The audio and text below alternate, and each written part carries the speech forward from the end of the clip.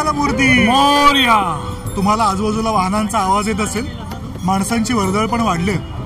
पार्लेकरांना सहज कळेल की आपण कुठे आलो आहोत. आपण आलो आहोत विलेपार्ले लोकसेवा मंडळाच्या गणेशोत्सवामध्ये. या गणेशोत्सवाची परंपरा ही फार पुरातन प्राचीन अशी आहे, फार आधीच्या काळापासून ही चालत आलेली आहे. पार्ल्यातल्या सगळ्यात जुन्या मंडळांपैकी हे एक मंडळ आहे.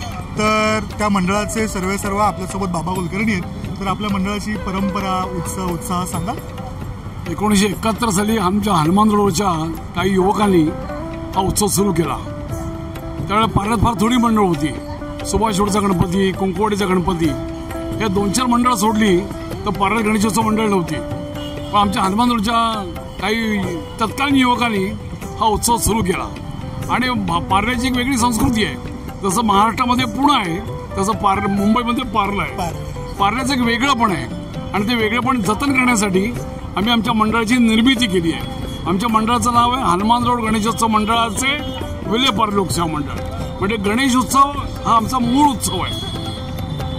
आद्य गणेश, आद्य पूजक याचं पूजन करायचं आणि त्याच्यावर पार्लेकरांचंही पूजन करायचं ही आमची त्यांच्यावरची भावना आहे. अगदीच. कशा प्रकारे हा उत्सव साजरा केला जातो? आम्ही अत्यंत धार्मिकपणे उत्सव साजरा करतो. अत्यंत धार्मिकपणाने आणि सामाजिक बांधिलकीचं भान लक्षात ठेवून आम्ही उत्सव साजरा करतो. आमच्याकडे 365 दिवसात जेवढे सण होतात धार्मिक परंपरांचे, आम्ही ते सगळे साजरे करतो. आम्ही दहीहंडी करतो. आम्ही सूर्यास्ताच्या अगोदर दहीहंडी फोडतोय. आम्ही बक्षिसाच्या लालचेने, पैशाच्या लालचेने आम्ही दहीहंडी रात्रीभर ठेवत नाही. सूर्यास्ताच्या अगोदर दहीहंडी फोडली पाहिजे हा आपल्या धर्मामध्ये नियम आहे, आपला संकेत आहे. आम्ही त्याचं पालन करतो. आम्ही दरवर्षी माघी गणेशोत्सव करतो. माघी गणेशोत्सव आमचं यावेळीचं 30वं वर्ष आहे आणि गणपतीचं 54वं वर्ष आहे. गेली 54 वर्ष सातत्यानं अविरतपणे आम्ही हा उत्सव साजरा करीत आहोत आणि अगदी वेगळेपणाने. आमचा मंडप बघा, सगळा मंडप ओपन टू ऑल आहे. आमच्या गणपती दर्शन कुठलंही होतं, किती लांब गेला तरी गणपतीचं दर्शन होतं. आमच्याकडे पडदा नाही, आमच्याकडे लाईन नाही.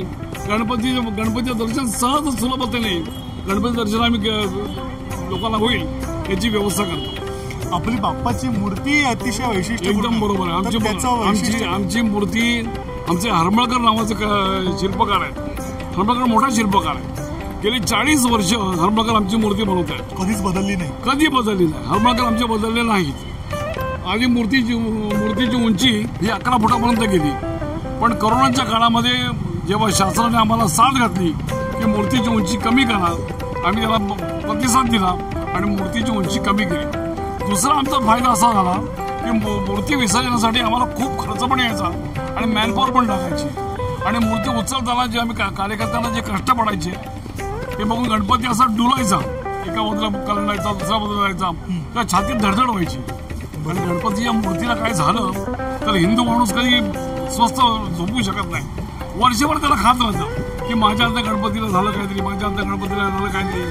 ही भावना लोकांच्या मनात दृढ होत जाते की बाबा माझ्यामुळे गणपती बाजूला सरकला, माझ्यामुळे बाजूला गणपती करंट नाही गेला. तसं होऊ नये म्हणून आम्ही सावधगिरीची योजना घेतली की आम्ही 4, 4.5, 5 फुटाची मूर्ती आणतो आणि त्याचं पूजन करतो. शेवटचा प्रश्न आहे की गणपती म्हणलं की आगमन, विसर्जन हे सगळं असतं, त्यात आपण पारंपरिकता कशी जपतो? आमची पारंपरिकता आम्ही फक्त वाजंत्री वाजवतो.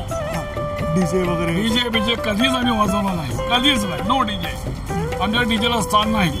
आमच्याकडे वाजंत्री, आमच्याकडे जगन्मान व्यायामशाळेची मुलं जी आहेत की आमच्याकडे 40-45 वर्ष वाजंत्री वाजवत होती. आमच्याकडे बाकी कुठचेही बिभत्स प्रकार चालत नाहीत. आमच्या मंडपाच्या मागे दुसरा मंडप नाही, त्याच्यामध्ये गैरप्रकार होत नाही. कुठचेही आमचे कार्यकर्ते दारू पिऊन मंडपामध्ये येत नाहीत आणि आला तर त्याला गणपती सुधवल्याशिवाय सोडत नाही.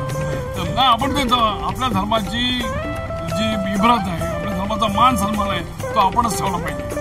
आपण त्याचं पालन केलं पाहिजे आणि आम्ही कसंचीने पालन करतो. आम्ही आमचे अमर कुडबोले ते बुद्धिबळपटू आहेत. ते बुद्धिबळच्या स्पर्धा घेतात, कॅरमच्या स्पर्धा घेतात. आम्ही 15 ऑगस्टला सायकल रेस घेत होतो. इकडनं वरळी नाक्यापर्यंत सायकल रेस. आम्ही मॅरेथॉन रेस घेत होतो. आम्ही मेडिकल चेकअपचे कार्यक्रम केले. आम्ही भरपूर कार्यक्रम करतो. आम्ही आमच्या संस्थेतर्फे दरवर्षी पार्ले भूषण नावाचा पुरस्कार देतो. पार्ले भूषण आणि जीवनगौरव पुरस्कार, ज्याच्यामुळे पार्ल्याचं नाव आज जर का भारतामध्ये पसरलं गेलं आहे त्या व्यक्तीला आम्ही 21,000 रुपये आणि मानपत्र असं पार्ले भूषणचं स्वरूप असतं. आम्ही देतो.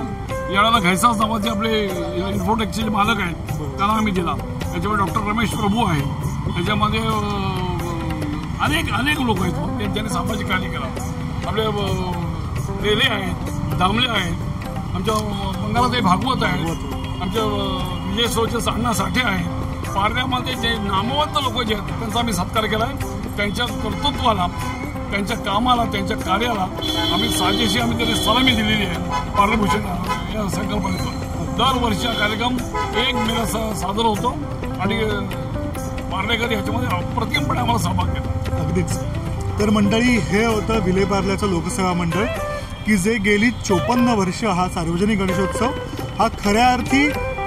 आज सकाळी आमच्याकडे जवळजवळ 50 एक महिला एकत्र झालेल्या सकाळी 8 वाजता आणि त्यांनी अथर्व शीर्षाची सहस्रावर्तनं केली. दुपारी आमच्याकडे 21 गुरुजी जमा झाली. त्यांनी याच्यामध्ये ऋग्वेदामध्ये देवे म्हटले. हे कुठच्याही गणेशोत्सव मंडळात होत नाही. एक दगडूशेठ गणपतीमध्ये होतं आणि जो पार्ल्यामध्ये होतं.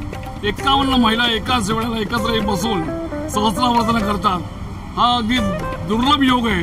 पण तो आम्ही दरवर्षी तो कार्यक्रम करतो आणि महिला आम्हाला फार चांगल्या प्रकारे आम्हाला सहकार्य करतात. तर असं हे पार्ल्याचं लोकसेवा मंडळ.